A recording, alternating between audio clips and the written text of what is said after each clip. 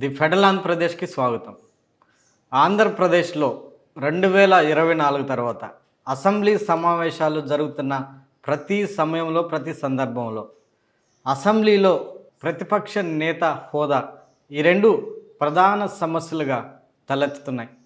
దీని చుట్టూ ఆ సమయాల్లో అసెంబ్లీ సమావేశాలు జరుగుతున్న సమయాల్లో ఈ రెండు అంశాలు ప్రధానంగా రాజకీయ అంశాలుగా రూపాంతరం చెందుతున్నాయి. దీని మీదే చర్చలు జరుగుతున్నాయి. గతంలో ఎప్పుడూ ఇలాంటి పరిస్థితులు లేవు. ఉమ్మడి ఆంధ్రప్రదేశ్లో కానీ, భారతదేశంలో కానీ, సాక్షాత్తు పార్లమెంట్లో కూడా ఇలాంటి సమస్యలు ఎప్పుడు తలెత్తలేదు. 2024 తర్వాత కూటమి అధికారంలోకి వచ్చిన తర్వాత ఇలాంటి పరిస్థితులు సరికొత్త రూపంలో ఆంధ్రప్రదేశ్ రాజకీయాల్లోకి చొరబడ్డాయి. కూటమి ప్రభుత్వం దీనిని కావాలనే ఇలా చేస్తూ వస్తోంది. కావాలనే వైసీపీకి ప్రతిపక్ష హోదా ఇవ్వకుండా, ప్రతిపక్ష నాయకుడిగా జగన్మోహన్ రెడ్డిని గుర్తించకుండా కావాలనే కూటమి ప్రభుత్వం వ్యవహరిస్తోంది అన్న చర్చలు, విమర్శలు ఆంధ్రప్రదేశ్ రాష్ట్ర రాజకీయ వర్గాల్లో పెద్ద ఎత్తున వినిపిస్తున్నాయి. 2024 తర్వాత మరి ముఖ్యంగా ఈ రకమైన పరిస్థితులు నెలకొన్నాయి అన్న అంశాలు పెద్ద ఎత్తున చర్చనీయాంశంగా మారాయి.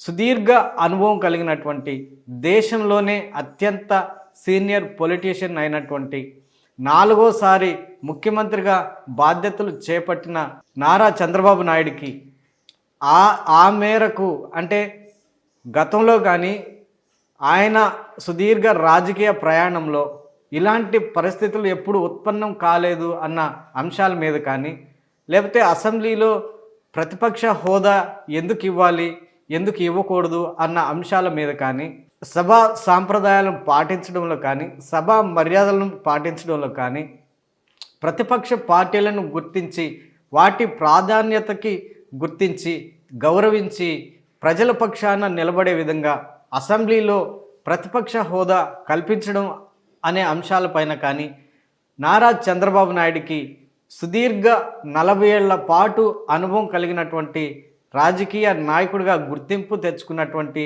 నారా చంద్రబాబు నాయుడికి ఈ అంశాల మీద ఆ గౌరవం కానీ, ఈ అంశాల మీద పట్టు కానీ, ఈ అంశాల గురించి అవగాహన లేదు అన్న అంశాలు రాజకీయ వర్గాల్లో పెద్ద ఎత్తున చర్చగా మారాయి.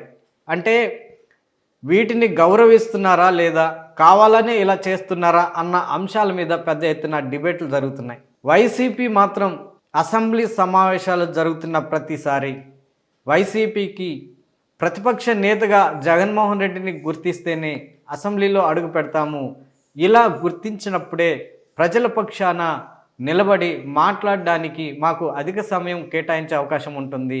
గతంలో చాలాసార్లు ఇలాంటి సమస్యలు తలెత్తిన సభా సాంప్రదాయాల ప్రకారము తక్కువ సీట్లు వచ్చినప్పటికీ ప్రతిపక్షంలో ఉన్న పార్టీలని, ప్రతిపక్షాలు అంటే తక్కువ సీట్లు వచ్చినటువంటి పార్టీలని ప్రతిపక్షం పార్టీలుగా గుర్తించి ప్రతిపక్ష నేతగా గుర్తించిన సందర్భాలు చాలా ఉన్నాయి. అదే క్రమంలో ఈసారి కూడా వైసీపీని ప్రతిపక్ష పార్టీగా గుర్తించాలి అని 2024 తర్వాత ఆ పార్టీ అధినేత జగన్మోహన్ రెడ్డి పోరాటం చేస్తూనే వస్తున్నారు. దీని మీద కోర్టుకు కూడా వెళ్ళారు. ప్రస్తుతం ఈ అంశం కోర్టు పరిధిలో ఉంది.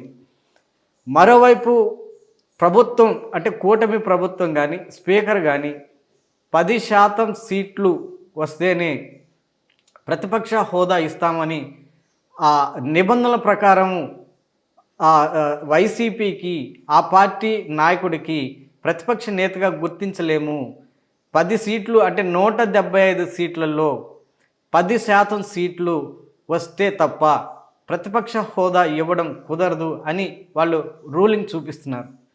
ఇటువైపు వైసీపీ మాత్రం గతంలో జరిగినటువంటి అంశాలని, గతంలో అప్పటి ప్రభుత్వాలు ప్రతిపక్ష హోదా కల్పించడం చేసినటువంటి అంశాలని గుర్తు చేస్తూ కోర్టులకి, తర్వాత కూటమి ప్రభుత్వానికి గుర్తు చేస్తూ ఈసారి వీటి ప్రకారము వైసీపీకి ప్రతిపక్ష హోదా ఇవ్వాలని వాళ్ళు గలమెత్తుతున్నారు, పోరాటం చేస్తున్నారు.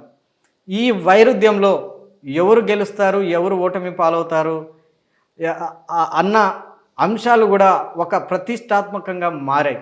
అంటే ప్రతిపక్షాన్ని గౌరవించడం, ప్రజలు ఓట్లేసి గెలిపించినటువంటి పార్టీని, పార్టీ సభ్యులని, ఎమ్మెల్యేలని గుర్తించి గౌరవించి వాళ్ళ గళాన్ని ప్రజల పక్షాన వినిపించే అవకాశం లేకుండా పోయింది ప్రస్తుతం ఆంధ్రప్రదేశ్ అసెంబ్లీలో అన్న చర్చలు పెద్ద ఎత్తున వినిపిస్తున్నాయి.